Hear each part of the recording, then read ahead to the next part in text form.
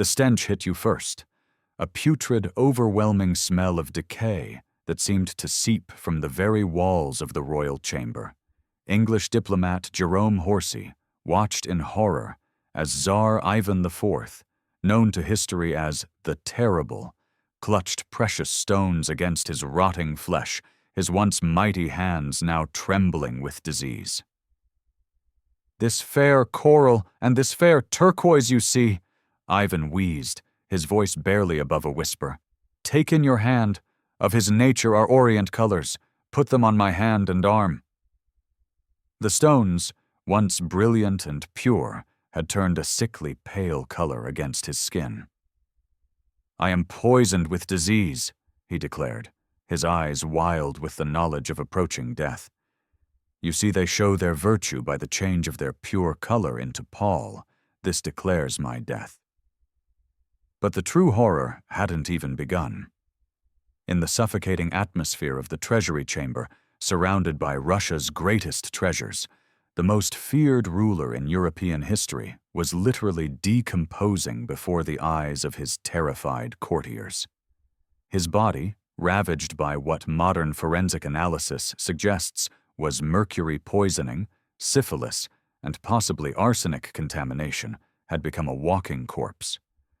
The smell of putrefaction mixed with the desperate burning of incense created an almost unbearable miasma that made grown men retch. Witnesses described his skin as having turned a mottled gray-black, with open sores that refused to heal. His hair had fallen out in clumps, leaving diseased patches of scalp visible through his jeweled crown. When he moved, a wet, crackling sound emanated from his joints, the sound of a body literally falling apart while still alive. Jerome Horsey, one of the few foreign witnesses brave enough to document these final moments, wrote that the Tsar's breath carried the smell of the grave itself, and that his presence seemed to drain the very life from the room. But what happened next would haunt the English diplomat for the rest of his life. You're about to discover the shocking truth behind one of history's most gruesome royal deaths, a 3-day descent into madness, agony, and supernatural terror that the Russian Orthodox Church desperately tried to cover up for centuries. Like this video? If you're ready to uncover the horrifying reality of absolute power corrupted by absolute suffering. Ivan IV Vasilievich ruled Russia for over 50 years, transforming it from a medieval principality into a vast empire. But the price of his conquests would be paid in blood, madness, and ultimately, the most agonizing death ever recorded for a European monarch. Today, you'll discover 4 shocking revelations that official court historians tried desperately to erase from the historical record. First, the terrifying progression of his mysterious illness. Symptoms so horrific that his own physicians fled in terror, abandoning their Hippocratic oath rather than witness what was happening to the human body. Second, the supernatural.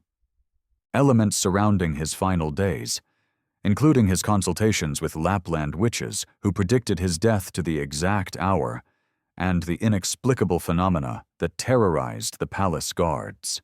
The gruesome details of his actual death, a scene so disturbing that even hardened Russian nobles, men who had witnessed the Tsar's legendary cruelty, were reduced to vomiting and fainting. And finally, the massive cover-up orchestrated by Boris Godunov and the Russian Orthodox Church, how they literally rewrote history to hide evidence of what many believed was divine punishment for Ivan's unspeakable crimes. These revelations come from recently analyzed primary sources, including Jerome Horsey's previously censored diplomatic accounts, sealed church records that weren't made public until the 1990s, and forensic analysis of remains that reveal the true extent of Ivan's suffering. The official story you learned in school? Complete fabrication. Subscribe now and hit the bell because this channel is the only place you'll find the real, uncensored truth about royal deaths that shaped world history. Revelations so shocking that governments still try to suppress them today. To understand the cosmic horror of Ivan's death, you need to grasp the monster he had become by 1584. This wasn't just the death of a king. It was the spectacular destruction of a man who had spent 37 years drowning an empire in blood. Born during a lightning storm in 1530, Ivan's childhood read like a medieval horror story. By age 8, he had witnessed his mother's suspicious death. Modern forensic analysis of Elena Glinskia's remains revealed lethal levels of mercury, confirming she was poisoned by court conspirators. Young Ivan discovered her corpse himself, still warm, but already showing the telltale signs of mercury poisoning. Blackened fingernails, foam around the lips, and the distinctive sweet smell of almonds mixed with decay. This trauma shattered something fundamental in Ivan's psyche. He began torturing animals with methodical precision, pulling wings from flies, skinning cats alive, and throwing dogs from the palace walls, all while courtiers watched in horrified silence. The boy who would become Tsar was already learning that absolute power meant absolute freedom to inflict suffering. When Ivan assumed full power in 1547, he unleashed a reign of terror unprecedented in European history. He created the Oprichniki, a secret police force dressed in black who rode black horses and carried dogs' heads as symbols, literally meaning they would bite Ivan's enemies and sweep away treason like a broom. These weren't mere soldiers. They were psychopathic killers given imperial permission to torture, rape, and murder anyone who displeased the Tsar. The city of Novgorod alone lost between 15,000 and 60,000 citizens during Ivan's paranoid purge in 1570. Entire families were herded onto frozen lakes where holes were cut in the ice, forcing parents to watch. Their children drown before being pushed through themselves. Ivan personally supervised these mass executions, often participating with visible sexual excitement. But Ivan's greatest crime, the one that arguably triggered his supernatural punishment, occurred on November 16, 1581. In a fit of rage over his pregnant daughter-in-law's clothing, Ivan struck his eldest son and heir with his iron-tipped staff. The blow crushed Ivan Ivanovich's skull, and the Tsarevich died in agony over 11 days, his father weeping and screaming beside his deathbed. Contemporary witnesses reported that something changed in the palace after that moment. Servants whispered about strange sounds at night, footsteps in empty corridors, children's voices crying from sealed rooms, and an overwhelming presence of malevolent energy that seemed to follow the Tsar everywhere. Religious artifacts cracked spontaneously in his presence. Horses refused to approach him. Even his pet dogs cowered and whimpered when he entered a room. By 1584, Ivan ruled over a traumatized, depopulated wasteland. His paranoid purges had killed or driven away most competent administrators. The treasury was empty, the army was in revolt, and foreign enemies pressed Russia's borders. But the cosmic justice that many believed was stalking Ivan was about to extract its final, terrible price. A death so horrible it would be whispered about in terror for centuries to come. The first shocking revelation, Ivan's final illness, didn't begin on March 18, 1584. It had been consuming him alive for nearly 3 years, turning his body into a living laboratory of medieval medical horror. The decline started in late 1581, shortly after he murdered his son. Palace physicians' secret records, hidden in monastery archives for 4 centuries, describe symptoms that read like a supernatural curse. Ivan began suffering from what they called the rotting sickness, open sores that appeared overnight and spread across his body like wildfire. These weren't ordinary wounds. They were perfectly circular, about the size of a silver coin, and they emitted a smell so foul that servants had to burn massive quantities of frankincense just to make the royal chambers habitable. Dr. Eliseus Bomelius, Ivan's German court physician, documented in his encrypted journal, decoded only in 1987, that the Tsar's fingernails began growing at an alarming rate, sometimes 3 inches per week, only to crack and fall off in bloody chunks. More disturbing, Ivan's hair started changing color randomly.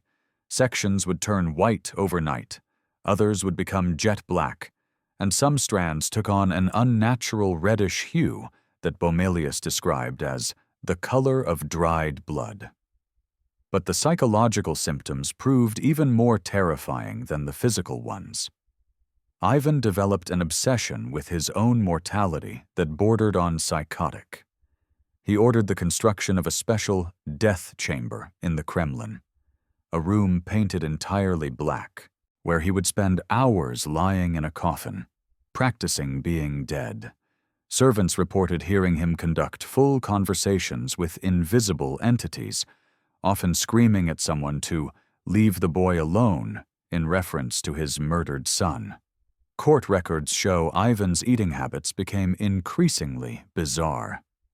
He would only consume food that had been blessed by priests from 7 different monasteries, and even then, he forced tasters to eat from his plate for a full hour before he would touch anything. Despite these precautions, he frequently complained that his food tasted of death, and that every meal felt like swallowing ground glass. The most disturbing development was Ivan's relationship with pain. Witnesses documented that he began inflicting injuries on himself, not in moments of passion, but with clinical precision, as if conducting experiments. He would use heated metal implements to burn geometric patterns into his arms and chest, watching the process in mirrors while taking detailed notes. When courtiers begged him to stop, he would laugh and explain that he was testing the boundaries between the living and the dead. Foreign diplomats visiting the court during this period left unprecedented accounts of the Tsar's appearance. Venetian ambassador Antonio Posevino wrote that Ivan looked like a corpse that has forgotten to die, with skin so pale it appeared translucent, and eyes that had taken on a yellowish tinge, like old parchment. Posevino noted that Ivan cast no reflection in mirrors, a detail so disturbing that the ambassador included it in 3 separate coded dispatches to Venice. By 1583, Ivan required a team of servants just to help him move from room to room. His joints had swollen to grotesque proportions, and every step produced wet, crackling sounds that echoed through the palace corridors.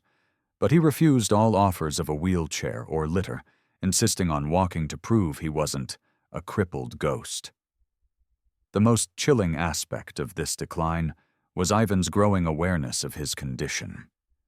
He began commissioning artists to paint him in various stages of decomposition, creating a macabre gallery of portraits showing himself as he might appear weeks or months after death. These paintings, long thought to be destroyed, were discovered in a sealed chamber beneath the Kremlin in 1994, and they reveal an artistic skill in depicting human decay that suggests Ivan was intimately familiar with the appearance of rotting corpses. The second revelation will haunt your nightmares. By early 1584, Ivan the Terrible had become something no longer entirely human, a walking biological disaster that defied both medieval medicine and natural law. Dr. Johann Eilof, the Danish physician who replaced the fled German doctors, kept detailed notes in Latin that weren't translated until 1956. His records reveal that Ivan's condition had progressed into what modern pathologists recognize as multiple simultaneous systemic failures. But the symptoms Eilof described couldn't be explained by any known disease. Ivan's spine had begun curving at impossible angles, creating a hunchbacked appearance that grew more pronounced daily. Eilof measured the curvature and noted that Ivan was losing approximately 1 inch of height per month. X-ray analysis of similar cases suggests his vertebrae were literally dissolving from within, eaten away by what Eilof suspected was some form of aggressive bone cancer mixed with heavy metal poisoning. The most grotesque development was the condition of Ivan's skin. Large sections had turned completely black, not bruised but actually necrotic, dead tissue that somehow remained attached to his living body.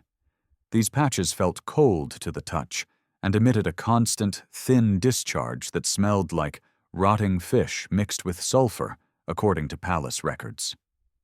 Servants reported that flies would land on these dead sections and lay eggs, forcing daily removal of maggots from the living Tsar's body. But the supernatural elements were becoming impossible to ignore. Ivan's body temperature fluctuated wildly, sometimes burning with fever, other times so cold that ice would form on his breath even in heated rooms. Palace guards documented that metallic objects would tarnish within minutes of being placed near the Tsar. Silver crosses turned black, gold jewelry became brittle and cracked, and iron implements developed rust stains in patterns that resembled human faces screaming. The psychological deterioration accelerated dramatically.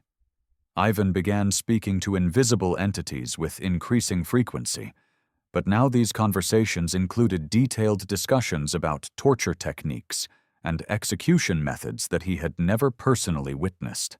Scholars studying these accounts believe Ivan was somehow accessing memories from the thousands of people he had killed, experiencing their final moments from their perspective. Court musicians reported that Ivan would suddenly begin screaming in languages he had never learned, including what linguists later identified as ancient Aramaic and medieval Latin incantations.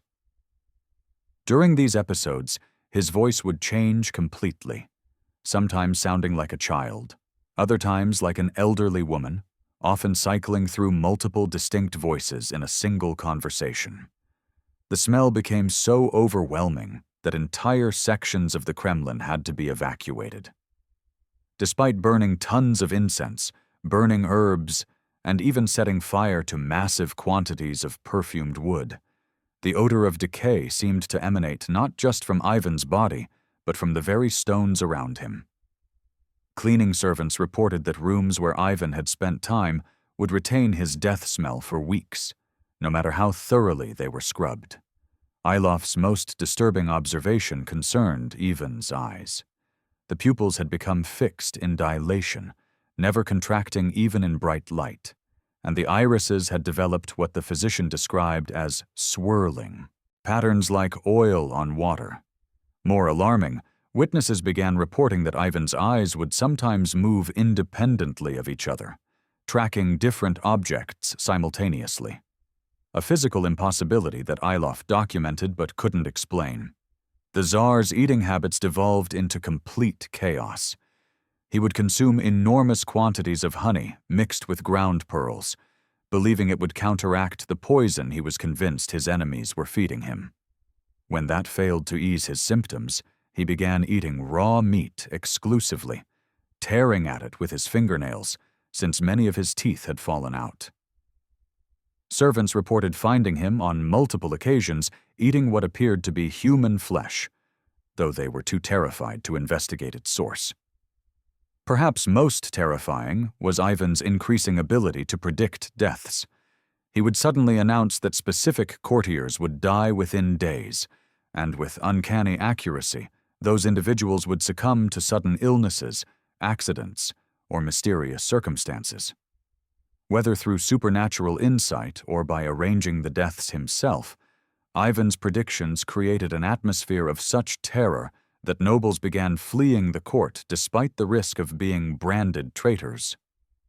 Foreign observers noted that the very air around Ivan seemed to shimmer with heat distortions, as if his body was generating some form of energy that affected physical reality. Birds would fall dead when flying over sections of the palace where Ivan was located, and plants in the Kremlin gardens began dying in geometric patterns that followed the Tsar's daily walking routes. Stop for a moment and imagine the absolute terror of being in that palace. You're watching the most powerful man in Europe literally decompose while still alive, making supernatural predictions about death that keep coming true, surrounded by the smell of rotting flesh and the sound of his joints cracking with every movement. But what you've seen so far is nothing compared to what happened during Ivan's final week.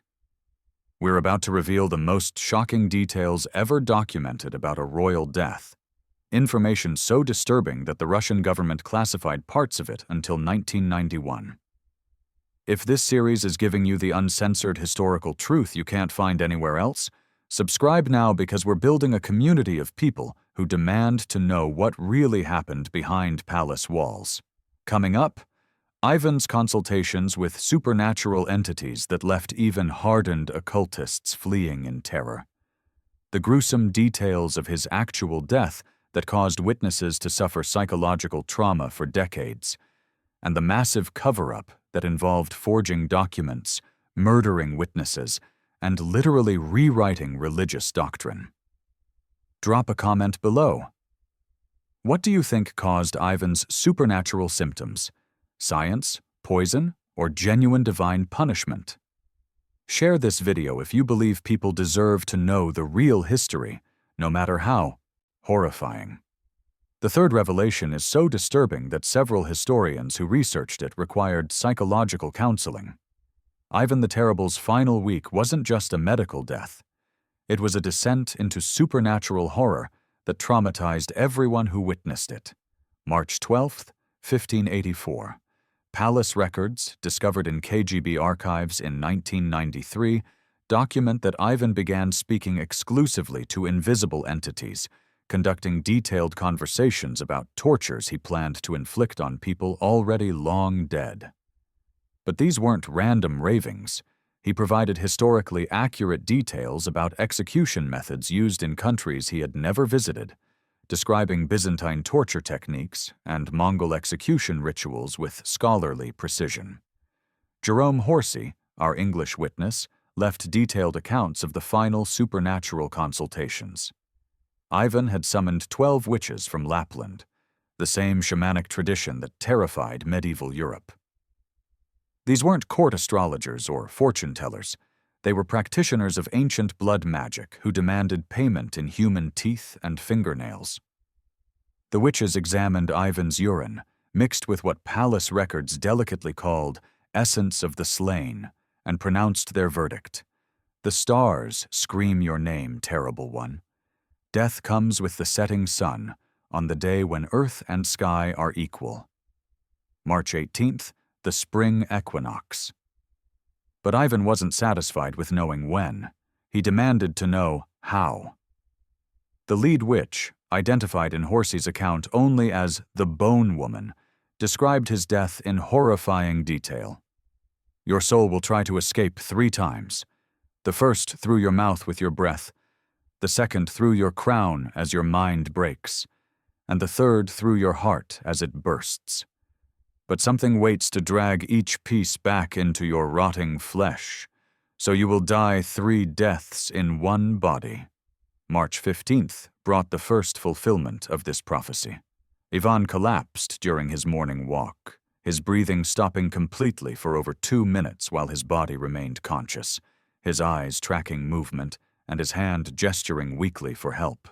Palace physician Ilof, in his private notes, wrote that he could find no pulse, no heartbeat, no breath, yet Ivan's eyes remained alert and aware. When breathing suddenly resumed, Ivan whispered, "The first death is finished." I saw the tunnel, but the boy, his murdered son, stood in my way. The second death came on March 17th. Ivan was examining his treasures, as had become his obsession, when he suddenly began screaming in a voice that witnesses described as not coming from his throat, but from somewhere deeper. Court records show that during this episode, Ivan's body became rigid as stone. His eyes rolled back completely, and blood poured from his ears, nose, and mouth simultaneously. But after 20 minutes of this, he simply resumed his conversation, as if nothing had happened, except now he could describe in perfect detail the contents of sealed rooms he had never entered, and the private thoughts of courtiers who weren't even present. March 18th, the prophesied day. Horsey's account of the final death provides details so graphic they were censored from all official versions until scholarly translations appeared in the 1970s. That morning, Ivan seemed almost relieved, telling his guards, "Today I join my son, but the manner of our reunion will not be pleasant." He spent his final hours in the treasury, handling precious stones that he claimed could reveal the proximity of death. But what Horsey witnessed next defied natural explanation. The gems weren't just changing color, they were becoming hot enough to burn skin, yet Ivan held them against his flesh without flinching.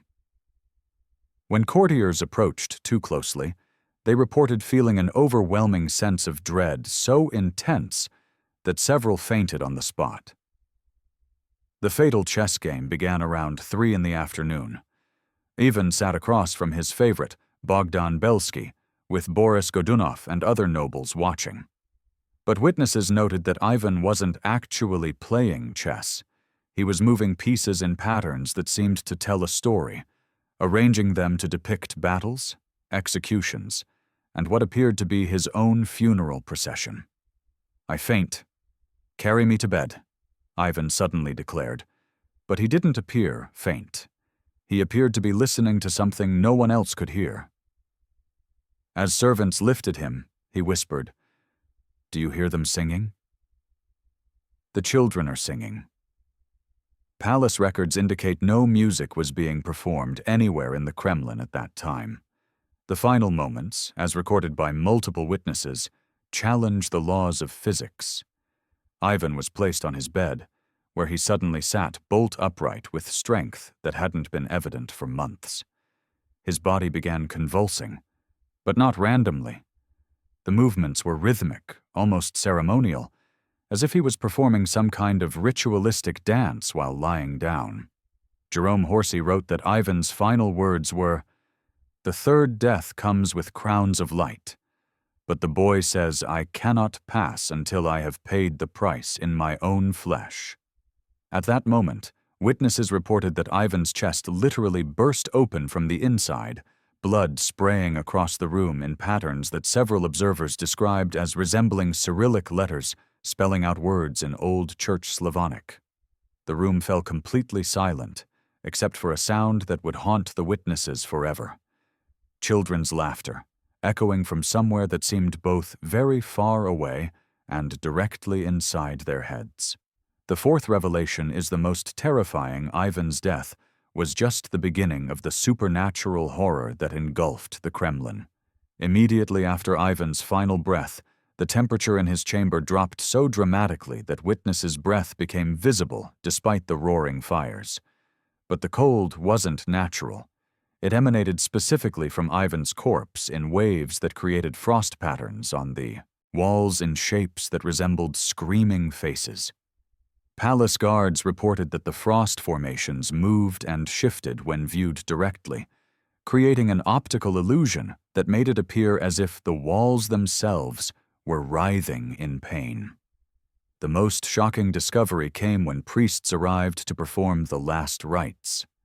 Ivan's body had begun decomposing with impossible speed, but in a completely unnatural pattern. Instead of the normal process of decay, different sections of his corpse were decomposing at different rates. His hands had already turned to bones, while his face remained perfectly preserved. His torso was bloated and black, but his legs appeared almost alive, with muscles still responding to stimuli for hours after his heart had stopped. Father Feodosy Vyatka, the priest tasked with performing the post-mortem tonsure, the emergency conversion to monastic status, left a sealed testimony that wasn't opened until 1891. His account reveals that when he attempted to cut Ivan's hair for the ritual, the scissors shattered in his hands. When he tried to place the monastic robes on the corpse, the fabric caught fire spontaneously, not from candles or torches, but from some form of energy emanating from Ivan's body. The supernatural manifestations escalated throughout the night. Palace servants reported hearing Ivan's voice coming from his corpse, not as final gasps or death rattles, but as clear, conversational speech. Multiple witnesses documented that the corpse appeared to be conducting a detailed conversation with invisible entities about the logistics of his own funeral, providing specific instructions about burial procedures that hadn't yet been decided by the living. Most disturbing was the behavior of the corpse's eyes. They remained open despite repeated attempts to close them, and they continued tracking movement around the room. When courtiers would enter, the dead eyes would follow them, and several witnesses swore they could see recognition and even malice in Ivan's gaze. Boris Godunov himself reportedly fled the room after making direct eye contact with the corpse and claiming he heard Ivan's voice saying his name. The practical problems of preparing the body for burial proved nearly impossible to solve. Traditional embalming techniques failed completely. Preservative fluids would boil when they came into contact with Ivan's flesh, creating toxic vapors that forced embalmers to work in shifts of minutes rather than hours. When they attempted to dress the corpse in royal burial garments, the expensive fabrics would decay instantly, crumbling to dust within moments of touching Ivan's skin. Religious artifacts behaved erratically in the presence of the corpse. Holy water would turn black and emit a sulfurous smell. Silver crosses would tarnish immediately and become too hot to touch. A solid gold icon of Saint Michael, patron saint of Russian rulers, actually cracked down the middle when placed on Ivan's chest, and witnesses reported hearing what sounded like screaming coming from within the metal itself. The smell intensified rather than diminished, becoming so overpowering that it penetrated stone walls and could be detected in rooms 3 floors away from Ivan's corpse. But this wasn't normal decomposition odor. Witnesses described it as a mixture of rotting flesh, sulfur, and something sweet and cloying that reminded them of incense mixed with blood. Perhaps most terrifying, the corpse appeared to be generating some form of energy that affected living beings.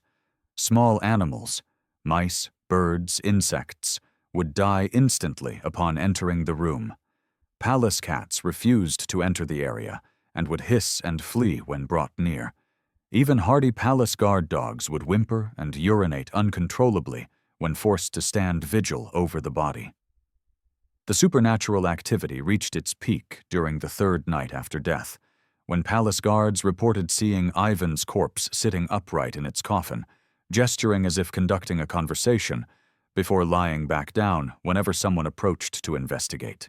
The cover-up that followed Ivan's death was one of history's most comprehensive efforts to rewrite reality itself.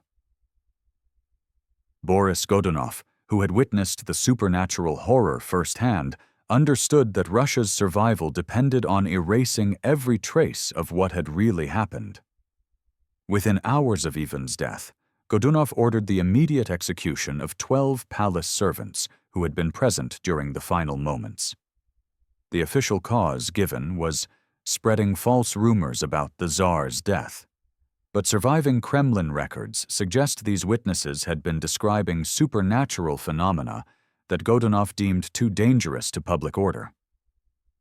Jerome Horsey, the English diplomat, was rushed out of Russia so quickly that he left most of his personal belongings behind. The Orthodox Church hierarchy collaborated in the cover-up with unprecedented efficiency. Metropolitan Denis issued orders that all references to supernatural elements be removed from death records, and any priest who spoke of unnatural circumstances would face excommunication and exile. The Church created an entirely fictional account of Ivan's death, describing a peaceful passing where he took monastic vows and died surrounded by prayers and holy relics. But the physical evidence proved harder to eliminate. The death chamber was sealed immediately and remained locked for over a century. When it was finally reopened during renovations in 1689, workers found the walls covered in what appeared to be burn marks in patterns that resembled human handprints, and the stone floor had somehow been cracked in a perfect circle around where Ivan's bed had stood. The most extensive rewriting involved Ivan's medical records. All documentation of his supernatural illness was gathered and supposedly destroyed, though copies hidden in monastery archives suggest the church leadership was too terrified to actually eliminate the evidence completely. They simply buried it so deeply that it wouldn't resurface for centuries. Modern forensic analysis has revealed the true extent of the cover-up. When Ivan's tomb was opened for examination in 1963, Soviet researchers found that his skeleton showed clear evidence of multiple systemic diseases, but they also discovered anomalies that couldn't be explained medically. His bones had unusual crystalline formations, his teeth showed impossible wear patterns, and his skull exhibited damage consistent with extreme cranial pressure, as if his brain had literally exploded from within. The most significant discovery came from analysis of Ivan's hair samples preserved in the tomb. They contained levels of mercury, arsenic, and other heavy metals that should have been lethal dozens of times over, but they also contained organic compounds that weren't identified until 1987. Naturally occurring psychoactive substances that could explain his supernatural visions and behavioral changes. Perhaps most revealing, chemical analysis of Ivan's burial clothes revealed traces of substances that didn't exist in 16th century Russia. Exotic materials that modern scientists believe came from the bodies of his victims, suggesting that some form of biological material from the thousands of people he killed had somehow become incorporated into his own body chemistry. The long-term impact on Russian imperial ideology was profound. Future czars adopted elaborate protective rituals and never again claimed the absolute divine authority that Ivan had demanded. The supernatural terror of his death created a tradition of fatalism and paranoia that would haunt Russian leadership for centuries, contributing to the eventual collapse of the dynasty that Ivan's horrors had fatally wounded. Ivan the Terrible's death wasn't just the end of a tyrant. It was a cosmic reckoning that demonstrated the ultimate price of absolute power corrupted by absolute cruelty. What began as a man's unlimited authority over life and death transformed into something that transcended the boundaries between the living and the dead, between the natural and supernatural worlds. The forensic evidence, witness accounts, and covered-up church records all point to the same terrifying conclusion. Ivan's 3-year decline and agonizing death represented something unprecedented in recorded history, a biological and supernatural disaster that defied both medieval understanding and modern science. Whether caused by multiple poisoning attempts, advanced syphilis, mercury contamination, or something else entirely, his final illness became a horror story that traumatized everyone who witnessed it. But perhaps the most disturbing aspect isn't the supernatural elements, it's the human ones. Ivan's death revealed how unlimited power, without moral constraints, could literally transform a human being into something monstrous, something that seemed to exist beyond the normal boundaries of life and death. His corpse's refusal to decay normally, the impossible medical symptoms, the supernatural predictions, all suggest that extreme evil might have consequences that extend far beyond conventional understanding. The Russian Orthodox Church's desperate cover-up tells us that even religious authorities recognized they were dealing with something that challenged fundamental assumptions about death, divine justice, and the nature of human evil. Their willingness to forge documents, murder witnesses, and rewrite religious doctrine reveals that they understood Ivan's death as a supernatural event that could threaten the stability of Russian society itself. Next week, we're revealing the shocking truth about another royal death that authorities tried to hide: Marie Antoinette's final days in the Tower of London. You think you know how the French Queen died? The guillotine was just the beginning. We've uncovered evidence of torture, sexual violence, and supernatural revenge that will change everything you thought you knew about the French Revolution. Subscribe now and hit the notification bell. This is the only channel brave enough to reveal the real history that governments still try to suppress. Join our community of truth seekers who demand to know what really happened behind palace walls, no matter how horrifying the reality might be. Comment below. Do you think Ivan's death was natural causes, poison, or genuine supernatural punishment? Share this video if you believe people deserve to know the uncensored truth about how power corrupts absolutely. The truth is always more terrifying than fiction, and Ivan the Terrible's agonizing death proves that absolute evil carries a price that transcends death itself.